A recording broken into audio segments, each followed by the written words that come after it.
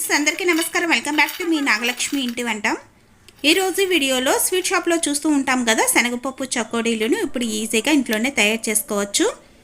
ఈ శనగపప్పు చకోడీలు చాలా గుల్లగా క్రిస్పీగా ఉంటాయి. టీ టైంలో స్నాక్స్గా తినడానికి కూడా చాలా బాగుంటాయి. అలాగే పిల్లలకి స్నాక్స్ బాక్స్లో కూడా పెట్టచ్చు, చాలా ఇష్టంగా తింటారు. మరి ఈ చకోడీలు ఎలా తయారు చేసుకోవాలో చూద్దాము. ముందుగా 100 గ్రాముల శనగపప్పు తీసుకొని 2 సార్లు బాగా కడిగి నీళ్లు పోసి ఒక 3 గంటల పాటు నానబెట్టుకోవాలి.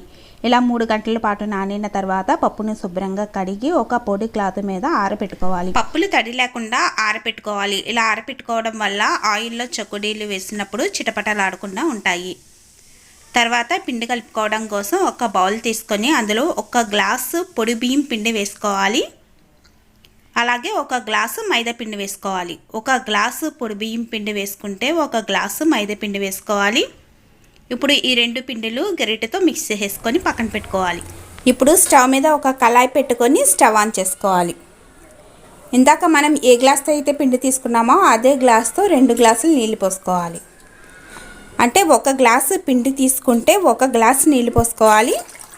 1 గ్లాస్ పిండికి 1 గ్లాసు నీళ్ళు అయితే సరిపోతాయి. మనం 2 గ్లాసుల పిండి తీసుకున్నాం కాబట్టి 2 గ్లాసులు నీళ్లు పోసుకోవాలి. ఇలా 2 గ్లాసుల నీళ్లు పోసిన తర్వాత అందులో ఒక 1 టేబుల్ స్పూన్ వాము వేసుకోవాలి. అలాగే అందులో రుచికి తగినంత ఉప్పు వేసుకోవాలి. అందులోనే 1 టేబుల్ స్పూన్ ఆయిల్ కూడా వేసుకోవాలి. చకోడీలు కలర్ కోసం నేను రెడ్ కలర్ తీసుకుంటున్నాను. రెడ్ కలర్ ఫుడ్ కలర్ తీసుకుంటున్నాను. కొంచెం ఒక పించ్ అంతా వేసుకోవాలి. ఫుడ్ కలర్ ఆరోగ్యానికి మంచిది కాదు, అందుకని ఇంట్లో చేసుకుంటున్నట్లయితే స్కిప్ చేసి చేసుకోవడం మంచిది.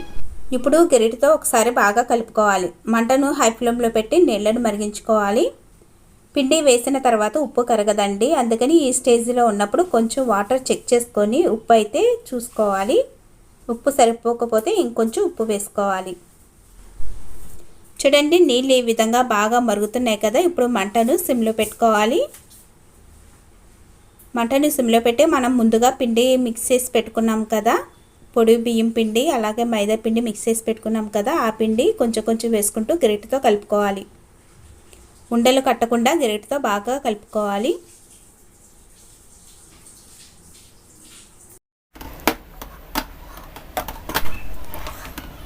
చూడండి, ఈ విధంగా గరిటెతో బాగా కలుపుకోవాలి.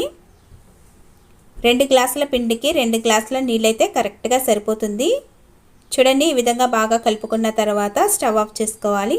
ఇది పూర్తిగా చల్లారిన తర్వాత అందులో గరిటెకు ఉన్న పిండి మొత్తం తీసేసి పిండిని మర్దనా చేసుకుంటూ బాగా కలుపుకోవాలి.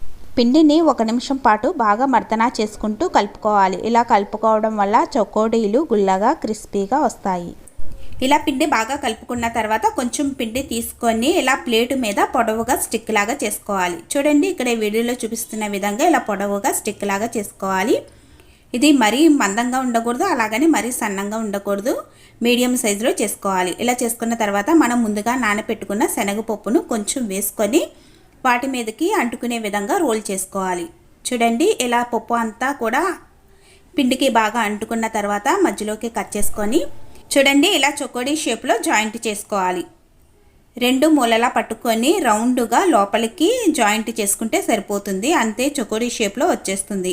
ఇలా పిండి మొత్తం కూడా చకోడీలు చేసుకొని పక్కన పెట్టుకోవాలి. ఇప్పుడు ఈ చకోడీలను వేయించుకుందాము. డీప్ ఫ్రైకి సరిపడినంత ఆయిల్ వేసి స్టవ్ మీద పెట్టుకోవాలి. మంటని సిమ్లో పెట్టుకొని ఆయిల్ లైట్ హీట్లో ఉన్నప్పుడు చేసుకున్న చకోడీలన్నీ కూడా ఆయిల్లో వేసుకోవాలి. చూడండి, ఆ ఆయిల్కి సరిపడినన్ని చకోడీలు వేసి వేయించుకోవాలి. మంటను సిమ్లో పెట్టి మాత్రమే వేయించుకుంటే చకోడీలు లోపల వరకు బాగా వేగుతాయి. చూడండి, చకోడీ అటు ఇటు టర్న్ చేసుకుంటూ వేయించుకోవాలి. ఈ విధంగా వేగిన తర్వాత ఒక జాలి గరిటెలోకి తీసేసుకోవాలి. అంతే, ఎంతో రుచిగా ఉండే శనగపప్పు చకోడీ రెడీ. టీ స్నాక్స్ టైంలో తినడానికి చాలా బాగుంటాయి. అలాగే పిల్లల స్నాక్స్ బాక్స్లో కూడా పెట్టచ్చండి. పిల్లలు కూడా చాలా ఇష్టంగా తింటారు. సేమ్ టు సేమ్ స్వీట్ షాప్లో చేసే చకోడీలు ఎలా ఉంటాయో సేమ్ అదే టేస్ట్ ఉంటుందండి. అసలు మారదు. చకోడీ కూడా చాలా క్రిస్పీగా చాలా రుచిగా ఉంటుంది. మరి ఈ వీడియో మీకు నచ్చితే తప్పనిసరిగా మన ఛానల్ని సబ్స్క్రైబ్ చేసుకొని పక్కనే ఉన్న బెల్ ఐకాన్ని క్లిక్ చేయడం వల్ల మేము పంపించే నోటిఫికేషన్స్ అన్నీ కూడా మీకు మిస్ అవ్వకుండా వస్తాయి. అలాగే ఈ వీడియో అందరికీ షేర్ అవ్వాలంటే తప్పనిసరిగా వీడియోకి ఒక లైక్ ఇవ్వడం మాత్రం మర్చిపోవద్దు. మరి ఈ రెసిపీని మీరు కూడా ట్రై చేసి ఎలా వచ్చిందో నాకు కామెంట్ బాక్స్లో తెలపండి. Thank you for watching.